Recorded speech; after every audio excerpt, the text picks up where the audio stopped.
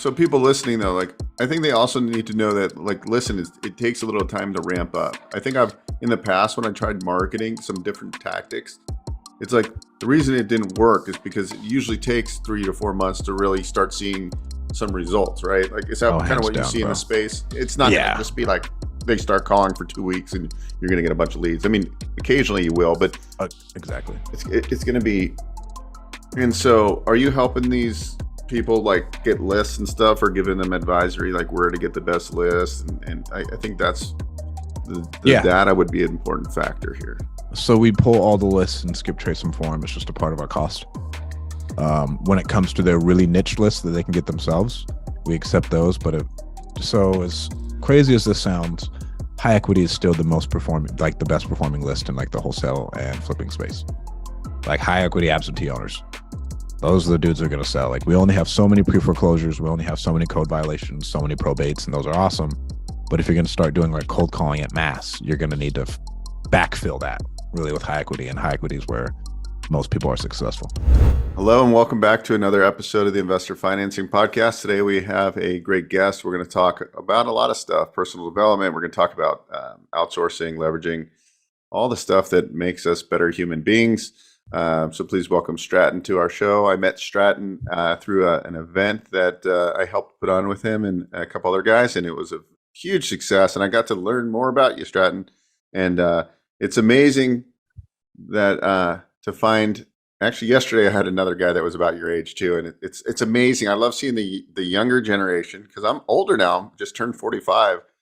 The younger generation that not all, but the ones that have that are driven, right? They wake up with that entrepreneurial hunger. It's amazing to see, and like, I wish I could go back and tell myself the stuff like, when I was in my 20s. Like I've always been self-employed pretty much my whole life, but God, I missed the boat on so many things. And I think the beauty of podcasting and now and like social media is that your messages can be heard everywhere, right? Like we can get into a conversation and like somebody out there sitting in like South Carolina is gonna watch this on YouTube and it's gonna be like, man, this conversation changed my life, right? And this is what's gonna happen, and this is what happens. It's like, and it's free. People can plug in. I mean, there's a lot of noise, right? We got to kind of like cancel out all the noise, but when you hear a conversation and you can get some nuggets out of it and then take action, I think the biggest thing is like taking action. So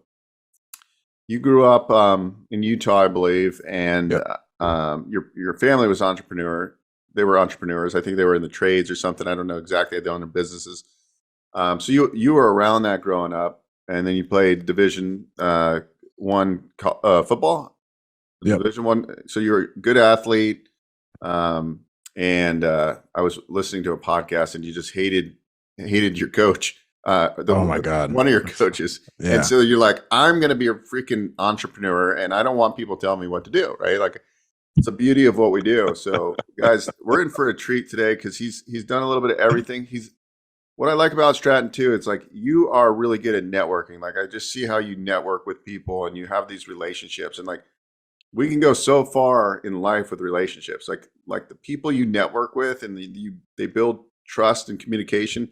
Like they're going to take you to the next level, right? Like, and that's what you like. I watch you, and you were doing that. The very little I know of you so far, it's like, man, this guy is an amazing networker, and he goes to the events. He puts himself in the right seats, right? Like you're not afraid to spend money to get to the right events and network with the right people because it's going to pay dividends. So it'd be interesting to unpack all of this, and like then how you started your call center business and how you're helping real estate investors, and probably help other people in sales in general with your call center. And then like how you transitioned for doing wholesaling, and now it sounds like you're in self-storage. So this is going to be a good conversation, just kind of like the evolution. And like hey, listen guys, real estate's not the easiest thing in the world. You watch these people on social media and they're telling you how much they crush it. But at the end of the day, we all have to put in the work. So it's going to be interesting to hear the story. So welcome to the show. Thank you, bro. Yeah. So I grew up in a small town called Bluffdale, Utah. It had like a stoplight and a Maverick, for those people who are familiar with Maverick in Utah, or like Vegas, the nicest gas stations in America. And so everyone in my family was just like a trades entrepreneur, I want to say. Like my dad is an electrician, owns his own electrical company, like not big at all. My mom, at a point in time, I never knew. She never talked about money, had a pretty large adoption agency. And like we just thought it was that. It operated on really low margins. There was like a passion project for her. But I remember one time I was talking to her when I just got started wholesaling. I was like, man, I'm spending like $1,000 a month. She was like, Stratton, I just took out a second mortgage on our fucking house to cover my payroll. And she was like, do not talk to me about that stuff. Because like her stuff, let's say a adoptive mother chooses to parent her kid instead of put it up for adoption. Essentially, my mom goes out 40 grand in hard cost. And there's no like reimbursement or anything. She's like placing bets essentially. Oh my And God. so like there was that. My best friend's dad has a very successful construction company, and then he's had a big influence on my life. I lived with him like from like 13 to 17. I was with him a lot. Like I call his parents my parents, he calls my parents his parents, and so I was over there a lot. And I'd say I got a lot from him as like mentality, mindset, and everything else. And I really just thought he was this crazy old fucking guy. To where I at one point in time, me and my best friend were up at 5 a.m. fucking doing chores, and we got our asses chewed out because we weren't up early enough. And like he's one of the people who, and really my parents too, to where he was like, hey, you need to go fix this. I was like, how? He's like, go figure it out. To where that like inspired that, like, okay, like you just got to go do shit. And it was like a 4-wheeler. He was like, the manual's over there, figure it out. And it really forced us to like have to use ingenuity and go look at it and, okay, well, I guess we got to fix this somehow. We want to go ride it still. Like we still want to go mess around. And so that kind of formed my childhood. And then I played sports all high school. I was on USA's junior national rugby team, traveled to England with them when I was in high school, all American in rugby, all state in football, all state in track, played basketball, and had like 3 different scholarships coming out of high school. And I chose to go football. And I decided to play football because there was more money, and I only had like a junior college scholarship. And then I had 2 like what's called D1 AA scholarships that were partials, but it was going to cost my family a lot of money for me to go there. And there was like no promise of me getting pulled up. And so I was like, this is like the first time I was like, you know what? I'm going to bet on myself. I know I'm good enough. I'm going to go to a junior college. I'm going to ball out, and then I'm going to leave. And so that's what I did. I went to a junior college, balled out, got offers from Utah, and then Washington State, Washington, Oregon State all came in late with Fresno State. And at that point, Utah wanted me to wait a semester because I was taking like a first aid class, an art class, and then one other bullshit class because I knew I was going to transfer out and I didn't want to like flunk out. And so then from there, I go to Fresno State. While I'm at Fresno State, my senior year, I'm like 17th in the country in tackles, all conference. And at that point in time, I was partying a lot. And I was like, bro, if I'm not going to end up on broke, because like I just remember being like, man, I'm going to party, but I need to be smart with my money because I don't want to go broke, but I want to live at least a decent lifestyle. Because in my head, I was like, only 1,000 people get to live this lifestyle over like a 5-year span. Right, of like being an athlete, having like nice stuff, the cars, the money, the fame. So I was like, okay, I want to embrace some of that, but at the same time, you have to be smart because it's really, really easy to spend all your money and you're going to lose it all. And so like as I'm training for my pro day, like I'm like starting to like look into like Bigger Pockets, Grant Cardone, and like all that stuff, and like Dave Ramsey, and I'm taking all that in as I'm going to train, and then I go try out for the Seahawks. At that point in time, I found out my girlfriend was pregnant. And I go train for the Seahawks, try out. Absolutely nothing comes from it. And I come home and I was kind of had my thumb up my ass. I was like, man, what do I do? And so I started like a home inspection business, did like one mock home inspection. It was awful. And I was like, all right, man, I ain't doing that shit. And then I was going to like these meetups and I met a guy, shout out Alan Folio, probably my first like actual real estate mentor. And at a meetup, I was talking to him. He was like, yeah, man. He's like I think it was like 3 or 4 years ago. I was making 30 grand a year. Now I make $200,000 a month. And he was like, and people will tell you that shit. He's like, but here's checks. And he pulls out his phone and he starts fucking scrolling. And he shows me all these checks. I think I met Alan at the event outside of Ruth Chris. No, so Alan. No, with a different guy. Alan wasn't there. Okay. Alan lives in Florida now. He's been a massive mentor to me and Jason individually. I mean, he buys like a house a day for his portfolio. This isn't flipping houses. This is him just actively buying more stuff for his portfolio. How did he build it? Was he a real estate agent that turned investor, or? So he got started and he was like an agent, and then he like learned that he could flip the houses, and he just met a guy on vacation one time. He was like, what the fuck? He was like, what the fuck are you doing? You need to be buying these bitches. And so Alan got a loan from him, started buying stuff. And then he, for like a 3-year span, like Alan's I think the hardest worker I've ever met in my life, just nonstop. And he built up a portfolio of like 70 rentals in like 3 years in Fresno. And then he was buying a bunch of properties at tax sale in Indiana. And he was buying these things for like $3,000 and renting them out of like $1,800, like crazy numbers. And so he would, whatever money he'd make, he would just plow it all out in like 2 different directions and just keep plowing it out into real estate, and then he'd have flips. And then I ended up, I didn't know this when I first met him. I was like, hey, so like, what do you do? He's like, yeah, go do this, go knock on all these pre-foreclosures. Call me when you get a deal. And so I went and I did that for like an entire summer and just door knocked dusk till dawn, so much that my girlfriend thought I was cheating on her. And then eventually we ended up, I was cold calling at the same time. And at this point in time, my son was like born. I just take him with me. Like I'd take him with me to go knock doors, take his little ass up there, knock on the door. Like, hey, you want to try and sell your house? All right. And then my son kind of disabled it. And then from there, I ended up working for him for about 1.5 years. I was with him like every day. It was the best thing I could have ever done. I worked for free. I got paid commission only, but it was way more than an MBA in real estate, to where I know how to evaluate and do a lot of different stuff, know a ton of terms, to where there's not a lot of things in real estate that I don't understand at a high level too, because I was with him so much. That's pretty cool. I mean, Yeah. like you can't ask for anything more than that, right? Like, I mean, so then you got it. Then you went off on your own and you got into, did you start basically wholesaling kind of? Yep. So I chose to leave Allen without a ton of money in savings, went broke, sold everything I had to pay my rent, started donating plasma for my wholesale money. So I was just selling stuff, whatever I had to get like a job selling online advertising. And this is the one thing that like makes me believe in a God.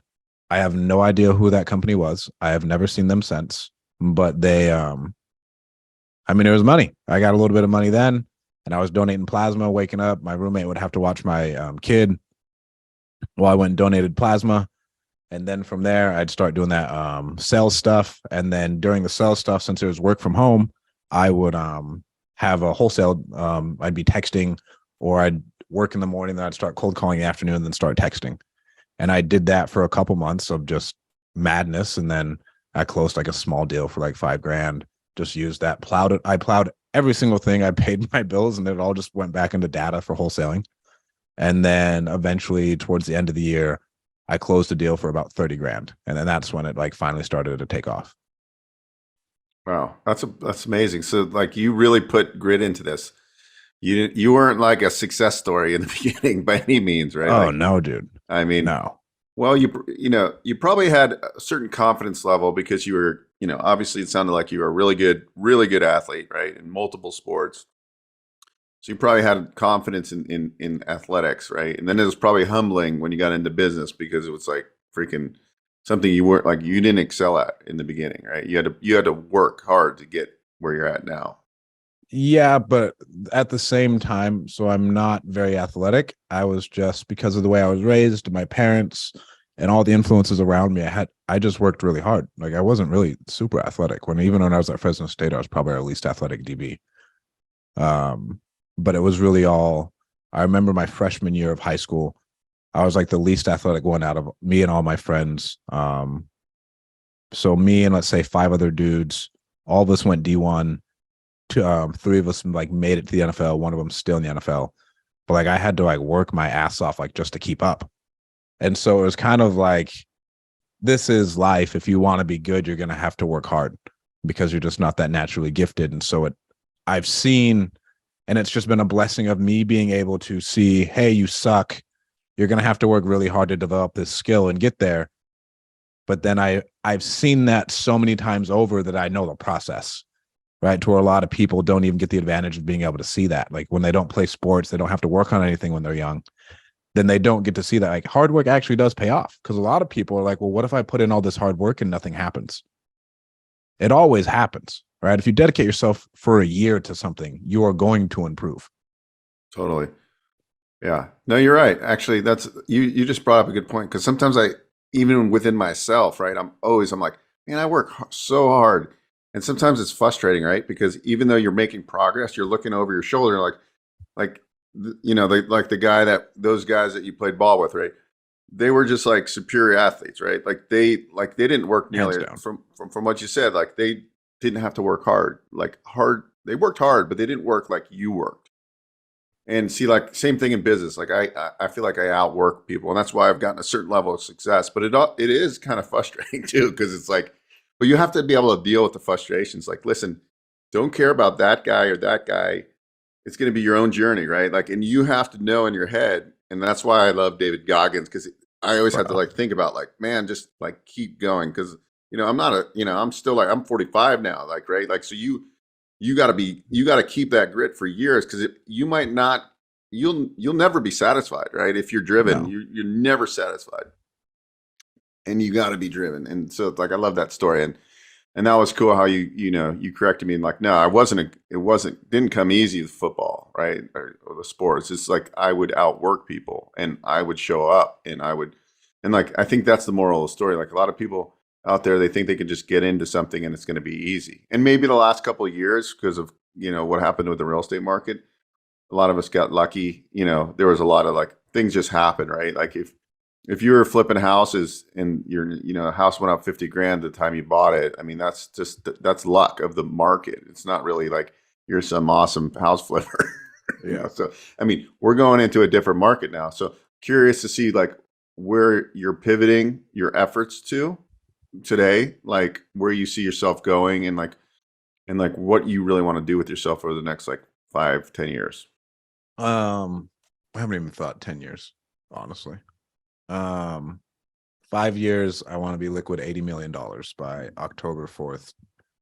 What is that date? 2027 is the goal I set for myself, and I have a fat check in my room that's like bigger than this.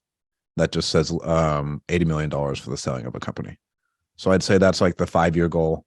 The way I'm pivoting, obviously, and I talked about this at our event, like I've leaned a lot more into brand, because I do think that gives me the most possible leverage. And a great story of this: when I first got done at Seattle, I had to go home and I had to work for my dad, and I hated it.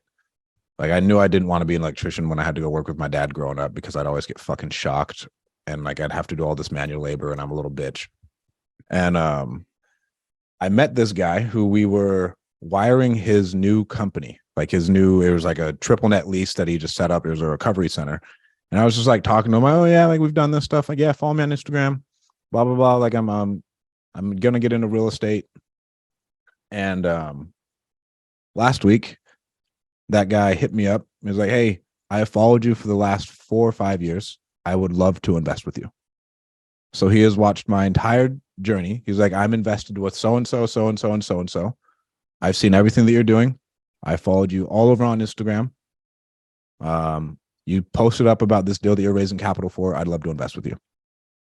So like, that's why I'm leaning heavy into brand, because you never know who's watching. And the guy, I mean, he will invest with us, right? We have a couple more deals coming up, and we're going to send him to him. One of our self-storage deals filled up within a couple days, because me and my partner posted on social media that we're looking to raise capital.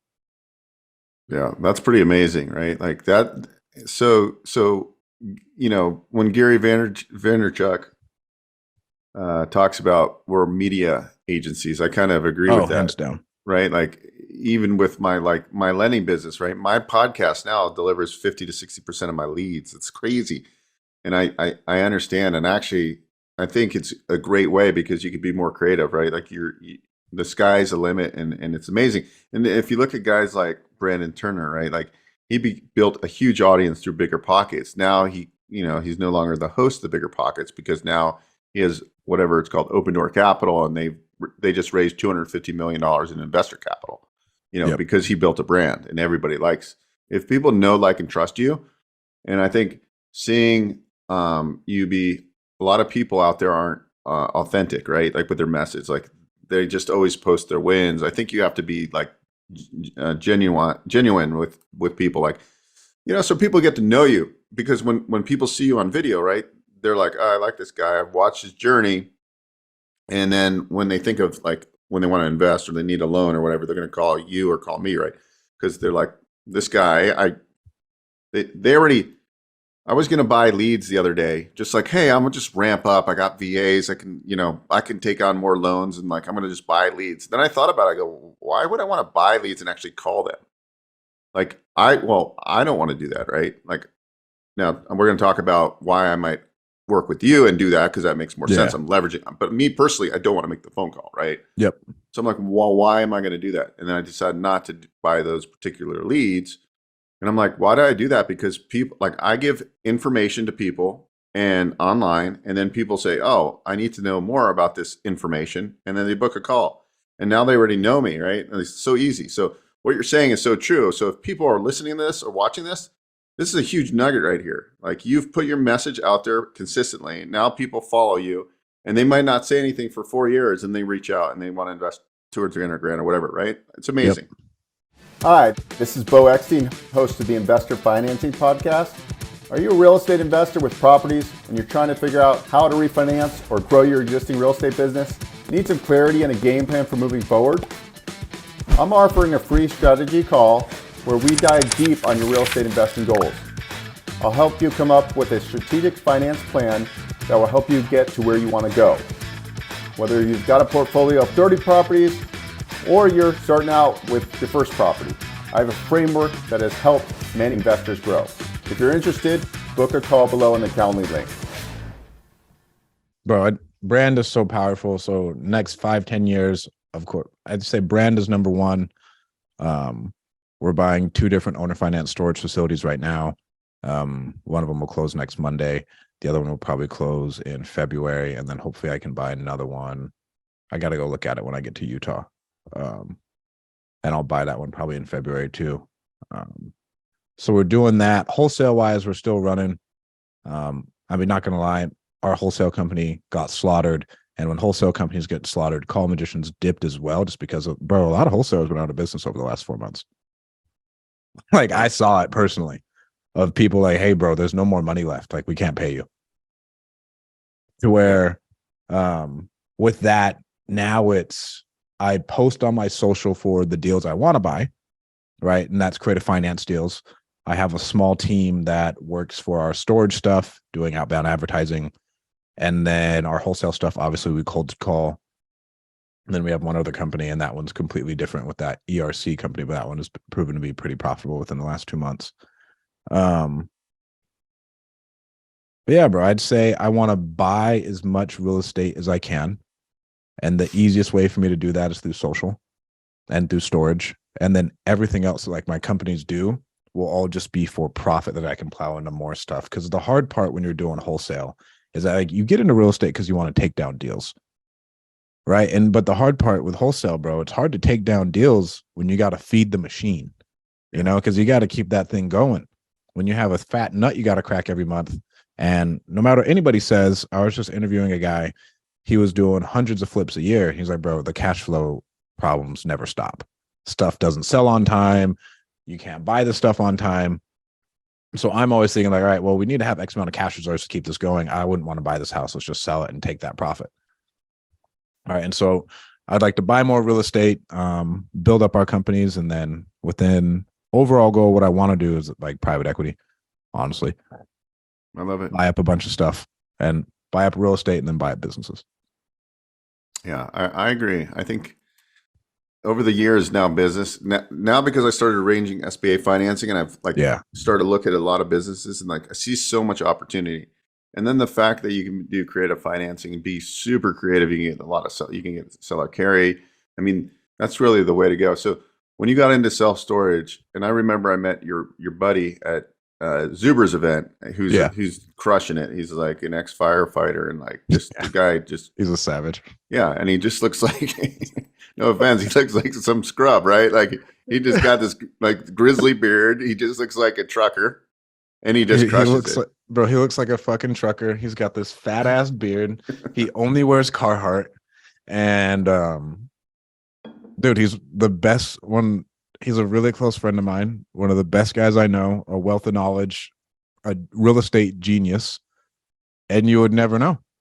And he just gets up. He's like, well, this is what we're doing. I mean, bro, the dude owns an entire city block in Baltimore. He is approaching 1 million square feet in self-storage. He's at like 250 units. And he just stopped being a full-time firefighter at the beginning of the year. So is he helping you vet these deals that you're getting? Oh yeah, bro. Like Ian, I see this. What are you seeing? And I met him, and we can go into like the whole networking and mastermind stuff. I met him at a mastermind that actually my girlfriend's the one who wanted to get into self-storage. And so we joined that together. And then I met him there. And then we left it because we felt like we weren't getting like the amount of coaching we needed. I was like, whatever, like I still got Ian. I got all the like relationships I've built in here. If I absolutely need something, I can reach out to one of these guys and they'll help us out. And then I'll probably end up giving Ian just equity in some deals because of how much he's done for me. That's awesome. And that's just the power of like putting yourself on the right playing field, right? Like that's what you've done. And like this guy obviously likes you because you're not trying to take. You're giving him, I think in like anything, like when you position yourself with a guy like let's say like Ian, okay, Ian might not be the best, and I don't know personally, but he might not be the best marketer and like brand, like where I think you can bring value to people like him who want to get their message out, right? Yeah. Like, and he probably finds a lot of value, and so it's like not like a take relationship. I'm sure you're helping him. Like, how do you position yourself with like people that you want them to mentor you, but you also feel like, hey, I could probably add a lot of value to this guy as well, right? Because you're a very sharp younger guy. I mean, there's not too many 28-year-olds that I know that I would say, man, this guy is super sharp. Like he's, not just from a business standpoint, but just like in life, right? Like how you treat people, how you respect people. Like business is business, but I think like you at your age, like you get it. I think you get it. Like a lot of 28-year-olds don't get it yet. You don't really normally start getting into about 34, 35, 36, right? Like then you kind of past your 20s, but you're already matured in that level. So that's good because you're ahead of the game. Yeah, and thank you again. How do I do it? So I end every conversation with, hey, how can I help you make more money with everybody I talk to? Well, at least I try to. Like, hey, how else can I bring you? I don't like saying how else can I bring you value? Because when people ask me that, I'm just like, fuck, bro, I don't know. Like I got a bunch of shit going on. If something pops up, I'll reach out to you for a connection or I'll connect you. And for example, I connected one of my friends. I'm going on a really big podcast. I was talking to his guy. And I'm going on. I'm like, all right, bro, how else can I help you out? How else can I help you make money? He's like, well, I'm trying to get this guy on the Bradley podcast. I was like, give me 5 minutes. I stayed on the phone with him. I reached out to my boy. I was like, hey, bro, you want on there?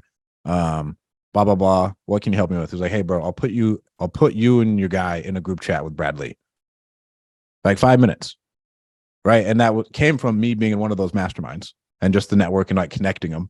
But it always ends in like, hey, how else can I bring you value? How else can I help you make money? And for people, I think paying for mentors is the easiest way. Alan, I mean, when I worked for Alan, I worked for him for free. I door knocked for him for free. I was with him every day and I was a grinder. And so he was like, yeah, he's not going to waste my time because most people will help you if you don't waste their time. How else do I get these people? And then, I mean, I'm doing 75 hard right now, but usually, bro, I'm going out and I'm fucking partying with them. Like I'm trying to make actual friends. Like I'm out here and I just want to learn. And the best part about the podcast is I get to like actually ask them questions. And if any of you guys want to get a mentor and you're listening to this, bro, start a fucking podcast and bring people on your podcast so you can stroke their ego and absolutely pick whatever you want out of their brain. That is my secret. Because it's true. Right? It's true. The truth. Yeah. I've brought on so many dudes.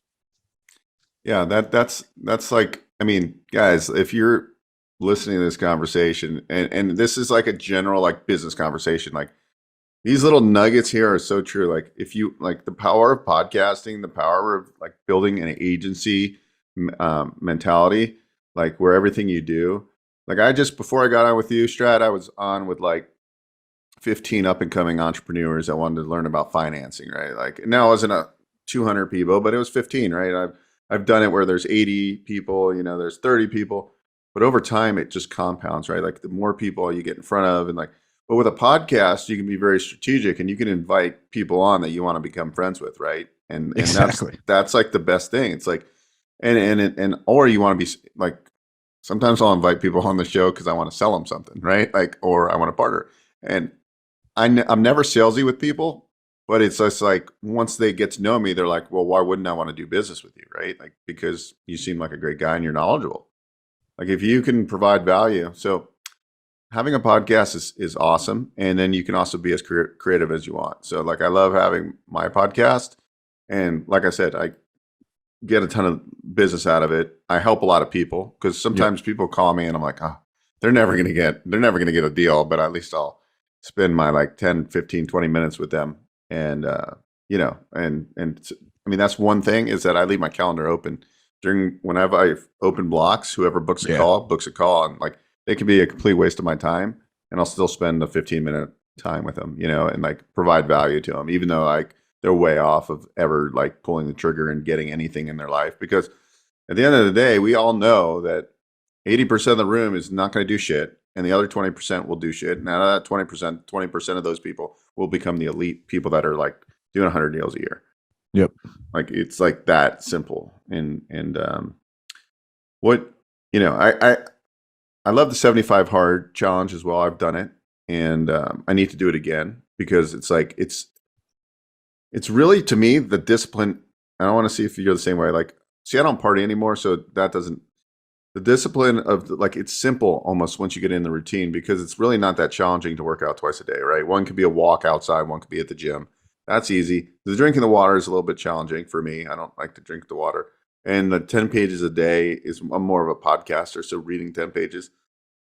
But it's like you're guaranteed to get results, right? Like if you just follow this for 75 days, you're going to get extreme results and you're going to feel good.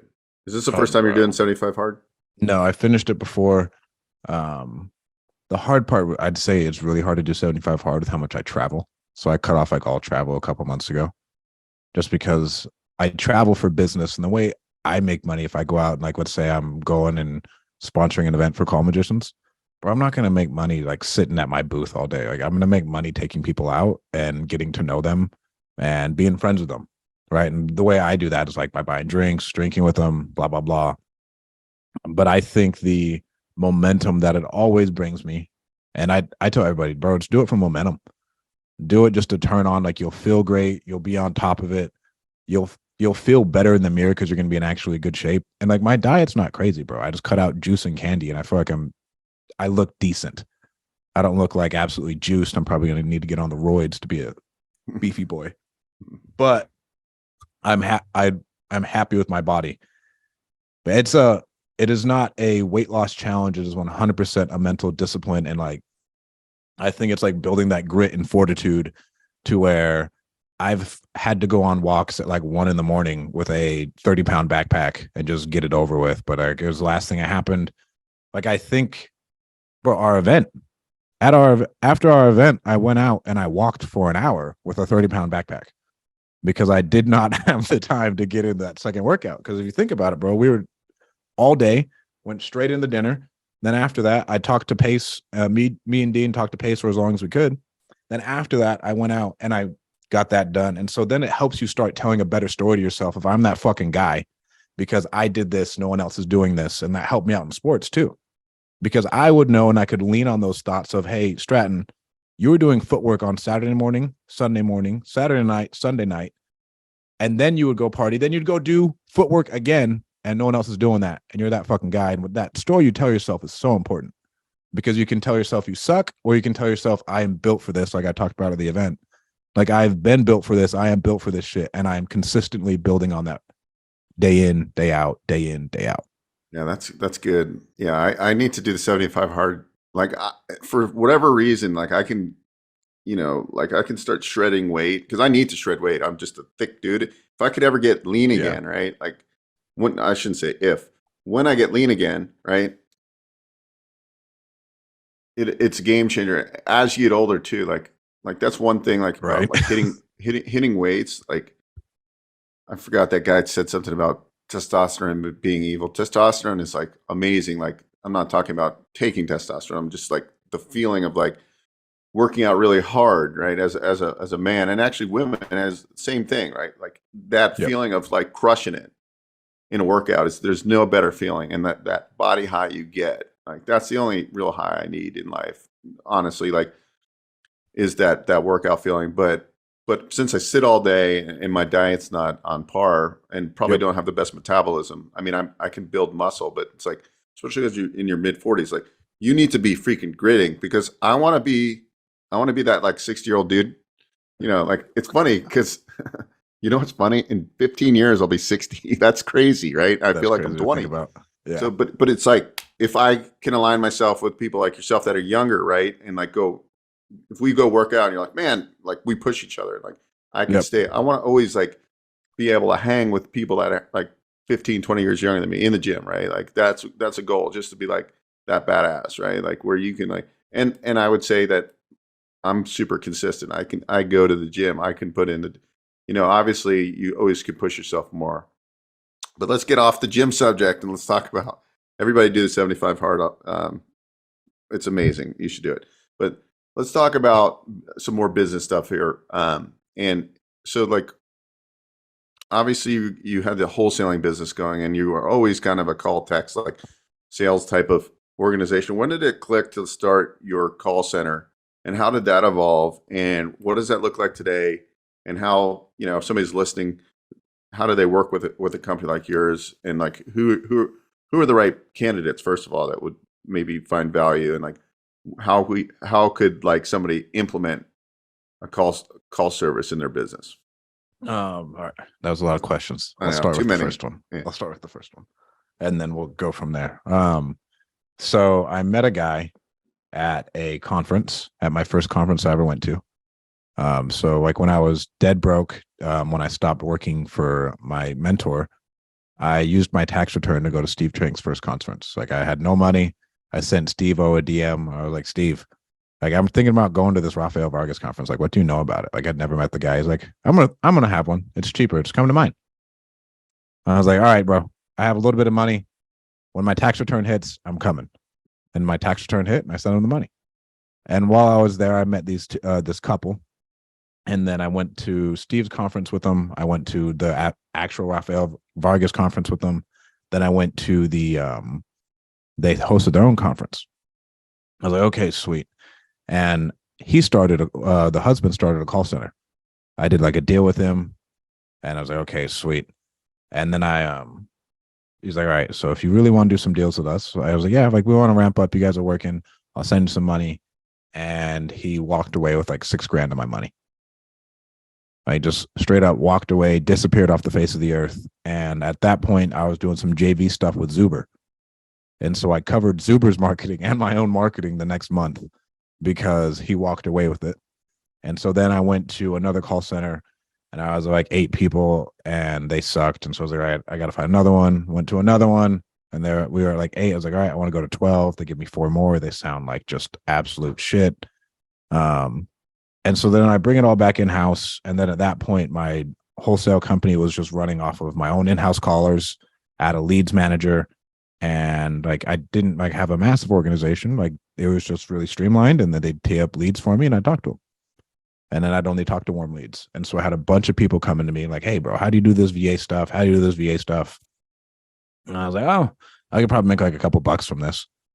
And so I reached out to one of my friends who I thought was I know he's an integrator, right? Because like if you can't tell, like I'm not the guy who's going to sit in front of a computer all day. Like I'm going to go out and I'm going to talk to people, build relationships, and do that. I'm not going to sit there and code all day. I'll die. And so I bring him in, and then we started off just like sourcing VAs for people and charging. And then actually I talked to Pace. Pace Morby has been a massive influence in my life just because like a couple conversations with him have like changed my trajectory. And I was talking to Pace about it on the phone, and he was like, "Bro, why are you doing that? You need to like collect the cash flow in the middle." He was like, "So just do that." So now, and then we decided to keep and train the people, and then just charge on top. And then it's turned into it went from like $0 to $1 million business in like 18 months. All no paid advertising, all from me going live on Facebook and affiliates. That's amazing. Yeah. So who are your kind of avatars that use the service? Anyone in the real estate space who is looking to outsource their anything, in all reality. Like if you have administrative stuff, we can handle that for you. If you have administrative calling stuff, we can handle that for you. Lead management, we can handle that for you. We listen to all of our people's calls. We train them 2 times a day actively. Steve trains all of our sales coaches.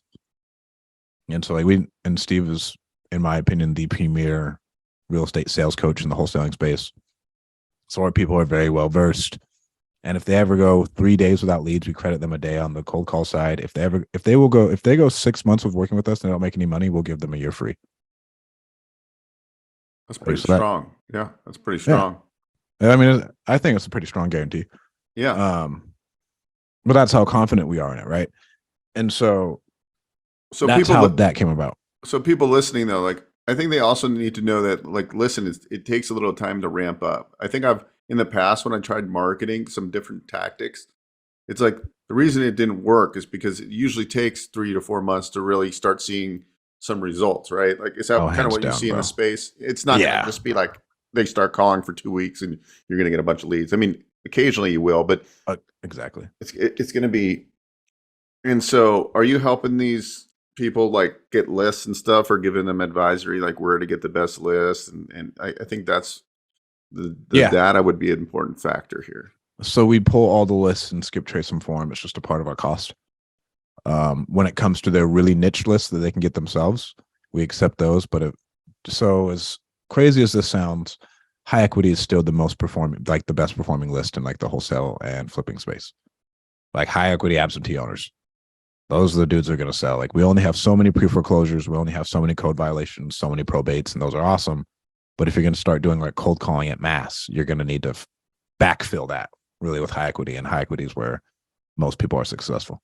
It's probably like right now people are like pulling back in this space because they're scared and they're not making the money. But right now, wouldn't you think that this is the best time to be putting gasoline on like your marketing? Bro, hands down. Like, so everybody, and this goes in everything, right? Like everybody's pulling back, but the opportunities will be here in, let's say, 3 to 6 months. Like that's when the opportunities are going to be here. And if we start marketing in 3 to 6 months, then there's still a 3 to 6 month lagging time to where we're just going to be behind, and we aren't in front of all those people, building those relationships with all those people who are going to buy their property from. We want to build those relationships now. And then when they finally come to realization, like, wow, the Fed is not going to stop raising rates until 2024. That's crazy. I probably should take this cash offer because it's just going down. But like, we got to stay in front of them. And the only way to stay in front of them is by generating those leads now. Yeah, you got to be aggressive. Like that's one thing I never was good in the real estate space, is just being super like I was always a good inbound marketer. I could get the phone to ring because of my social, my agency type of marketing skills, but like I was never like outbound and like create like a system. Like that's the way like you really become successful, right? Like you have to have the inbound, but you definitely have to have the outbound.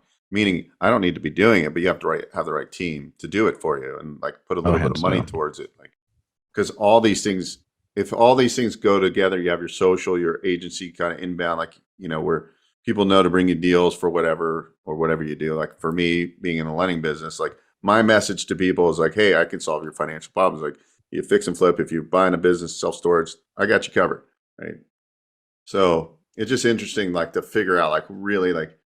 Because it's all really a funnel when it comes down to it. It's like getting deals into that funnel in an efficient way. And then like, what's that cost? What does it really cost you for that deal? Like, you know, and that's the last guy I interviewed. He was really good at direct marketing. He's like, it's cost us $3,200 to get a deal. That's solid for direct mail too. Yeah, but it's probably the markets he's in. You know, he says, and his average profit is $26,000 per deal. Is he flipping houses? I what was his name? I just interviewed him actually. Yeah, he's in a group I'm in. His name's Dan Austin. I think he said cost him $3,200. That podcast is being edited right Edited. now. Yeah, but it was a good interview because I'm like, man, if you can be that systematic, I would definitely pay $3,200 to make 26,000.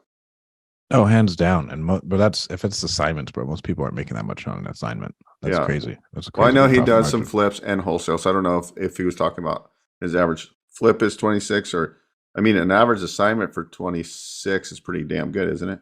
Bro, that's really good. Yeah. Like that's crazy good. Like our average assignment out here is like 19. Yeah. So, anyways, he's a cool dude. Anyways, Dan Austin is his name. But yeah, so to me that all makes sense. And so, yeah, I guess that would be. It's just like the lit. I mean, so people are pulling back because they're scared of the market. Essentially, they're gonna. So your business will maybe have to pivot too because you're gonna lose some of those wholesalers that like are like, hey, I can't afford this, couple grand a month. And so where do you see that business pivoting? Where do I see that business pivoting? So we opened up to the newer people, came up with packages that can serve them as like part-time people was the biggest thing. And I mean, just to be real, new people don't get scared because they don't know what they should be scared about. Like they're just hopping in trying to make more money. And Yeah.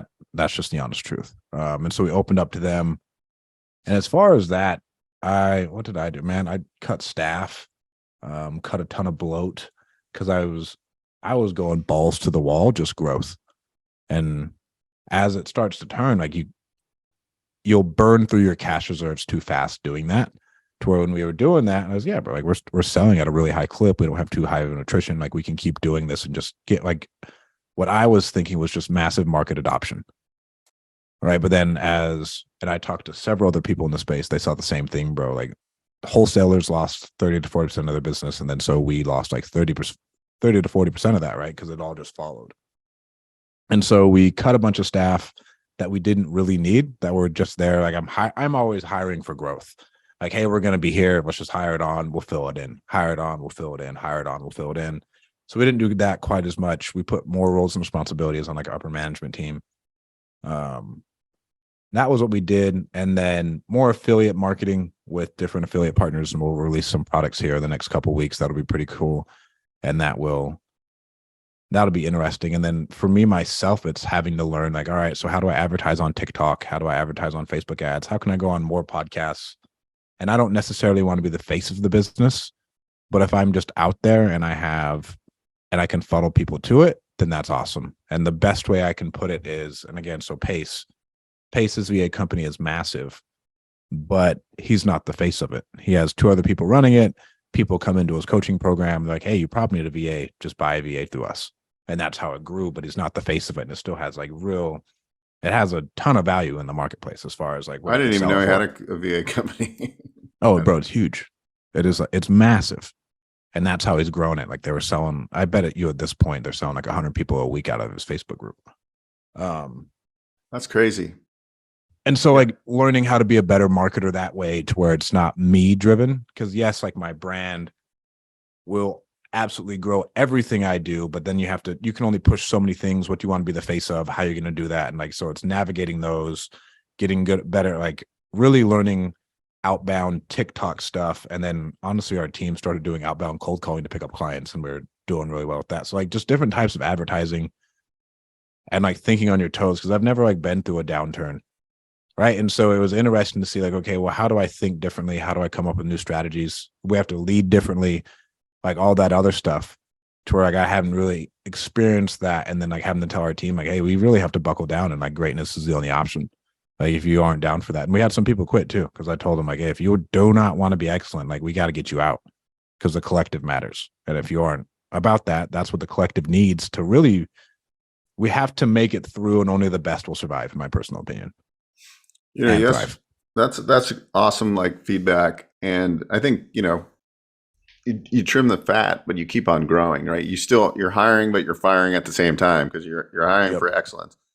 I mean, even yesterday I had some downtime, and I went through like all the stuff I have on automatic debit for my credit cards, and I saved like $770, like on stuff I wasn't using on a monthly revolving that was just like dinging me 770. And I haven't even, that's just the start of it. Right. Like, so I'm going to save like 12 or 1300 a month. Right. I'm going to take that 12 or 1300 and put it into marketing. Right. Like I'm wasting money right now. That 1300 now is going to have like a positive ROI, like by like, 4 or 5x probably.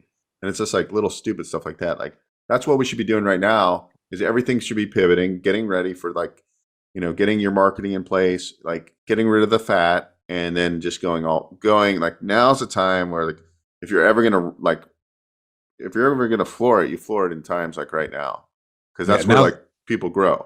You're gonna grow exactly. Now is when you take actual market share. It's easier to take market share now than it is when everything's running, because everybody has a really, really big bankroll. You know what I'm saying? And so you're playing a really hard game of really spending to the bottom, to where now nobody's really spending with you, to where even like online advertisers are talking about, bro, nobody's really spending as much. And so our ad cost has gone down. Yeah. And so the same thing applies in everything that we're doing in business. And I mean, ERC, call magicians, wholesale, self-storage. Yeah. It's amazing, amazing time. Well, we have talked for a long time and we could continue to talk all day, but guys, I hope you appreciated this episode as much as I did. I mean, it just kind of fires me up to just have these conversations, and just this is why I go to events too, is to meet people like yourself. Like I always tell everybody, like I don't go to events necessarily to learn from like the speakers on the stage. It's really just the energy of the people I meet, right? Like you get around like-minded people. And it's like, that is like a drug, right? Like I almost need it. Like for like 3 years, I got married and COVID happened. And I just sat at my house for like 2 years. And it was kind of depressing because I wasn't like, I used to go to an event, like every weekend I would go to an event, right? And I wasn't even really thinking about monetizing then. Now when I go to an event, subliminally, or I do think about like who I want to meet at events before I go. Like I would say I do have a motive, although it's never like ill will type of motive. Like I'm just going there to like sell something to somebody. But I do have a general like thought process of like, hey, these are the type of people I need to connect with at this event, right? And if you just get to events and get to the right people and just continue to like take baby steps every day, right, and push yourself, I think that's kind of the story. Moral of the story is that although you're 28, which is fairly young to be so, to have such a great mindset, it started from a very young childhood where you saw entrepreneurship around you, and you had to work. Like you worked in the small amount of time relative that you've been in business, right? You've outworked people, and that's why you're going to continue to succeed, is because you're outworking people. So it's not, there's no, what we're hearing in this conversation, there's no magic pill. There's no way you're going to you got to do the work, and you got to spend the time, and you got to reinvest money back into your business, going to events, paying for mentorship, buying the right leads, getting right VAs working with you, and leveraging. 100%. And what's the last thing? As far as like networking, genuinely come to people with how can you help them first. And like always just value driven is the way I've done it. And that's how I've networked really well, because like I'll meet someone, I'm like, hey, you should probably meet this guy. And I'll put him in a group chat right there. Like, yeah, you guys will make money together for sure. And I'll just connect them that way. And then I'm always trying to bring value. And then everything, it doesn't have to be a transaction for me, because I'm in this game forever. You know what I'm saying? And so we will always, even if I don't ever make money with you, but I helped you get somewhere else like an easier span just because of one connection, bro, hell yeah. That makes me feel good. I connected you, I connected him, I helped you both out. You two both get to go out and make more money. And then it just keeps on. That's how I've personally taken that networking approach. And then joining the masterminds, I'd say, has been massive, especially at times like this, because especially as I've never navigated times like this, I have people in those masterminds who've been in the game for like 20 years who I can rely on. Totally. And that's been huge. Awesome. Well, thank you so much, guys. And thank you, Stratton. This has been amazing. I look forward to like interviewing you like a couple times a year, at least once a year, and just following the progress and seeing what's changing, and just following you on social and everything else. And anyways, guys, I hope you enjoyed this episode. We will see you on the next one. And thanks so much, Strat. Thank you, man.